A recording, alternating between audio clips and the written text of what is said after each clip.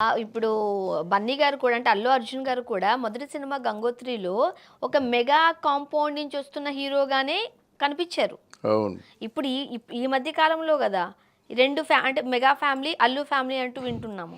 అవునమ్మా. ఆయనే కంటతడి పెట్టుకొని చెప్పాడు. మా మామయ్య ఆ ముళ్ళ కంచెలన్నీ, రాళ్ళు, రప్పలు అన్నీ ఏరి మా కోసం ఒక పూలబాట ఏర్పాటు చేశాడని చెప్పింది సాక్షాత్తు బన్నీ గారే కదా!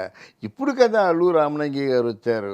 ఇంకా అది ఎంతవరకు వెళ్ళిపోయిందంటే మా తాతయ్య గారు లేకపోతే బాపట్లలో నువ్వు పంచర్లు వేసుకోవాల్సిందే అన్నంత వరకు వెళ్ళిపోయింది.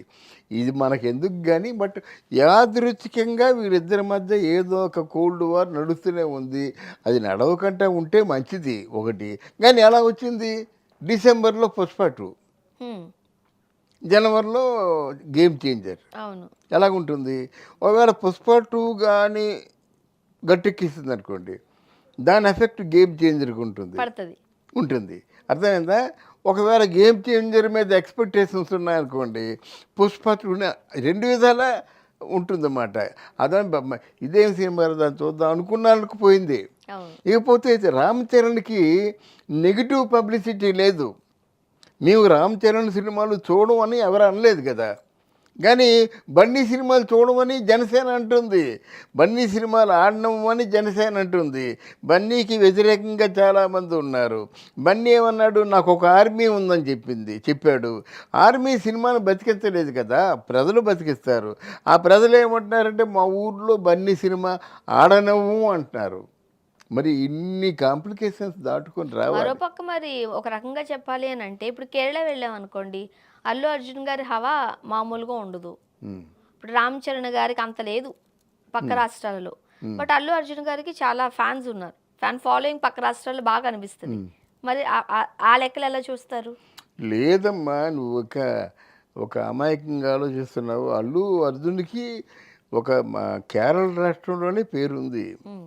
అంటే మలయాళ సినిమా పరిశ్రమలోనే పేరుంది కానీ రామ్ చరణ్ ఇంటర్నేషనల్ స్టార్ అయ్యాడు.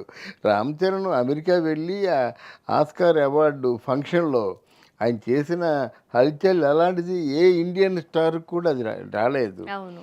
ఆ, అటు రామ్ చరణ్ పక్కన ఎవరున్నారనుకున్నావు? ఒక పక్క సల్మాన్ ఖాను, ఒక పక్క ఎవరు అమ్మాయి, ఆలియా భట్, ప్రియాంక చోప్రా ప్రియాంక చోప్రా. ఉన్నారన్నమాట. అయితే అక్కడ రామ్ చరణ్ అక్కడ టీవీల కంటే రేడియో స్టేషన్లు గొప్ప. ఎన్ని లైవ్ ఇంటర్వ్యూస్ ఇచ్చాడు, ఎంత ఆయనకి కరిస్మా ఉంది. ఆల్మోస్ట్ ఆల్ ఇక్కడ ఉండిపోండి అని చెప్పేసి వాళ్ళు కొన్ని అప్పట్లో బ్రహ్మరథం పట్టారు. అలా కాదు, ఆ పరిచయాలు ఇంకా ఉన్నాయి. ఇప్పుడు 'గేమ్ చేంజర్' మెల్లిగా మెయిన్ ప్రమోషన్ అక్కడే. 'గేమ్ చేంజర్'కి బొంబాయి ప్రమోషన్ ఉంటుంది, బెంగళూరు ప్రమోషన్ ఉంటుంది. మరి 'గేమ్ చేంజర్'కి ఒక 100 కోట్లు ప్రమోషన్కి పెట్టుకున్నారు. ఆ 100 కోట్లు రామ్ చరణే పెడతాడు. వీళ్ళు పూర్తిగా ఆరిపోయి ఉన్నారు.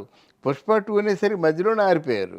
మరి నెక్స్ట్ దాన్ని దాటి ప్రమోషన్ అంటే అందరికీ డబ్బులు ఇచ్చుకోవాల్సిందే.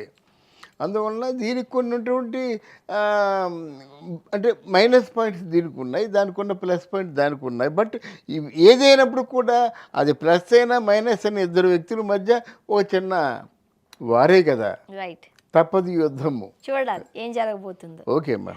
Thank you so much. Thank you very much.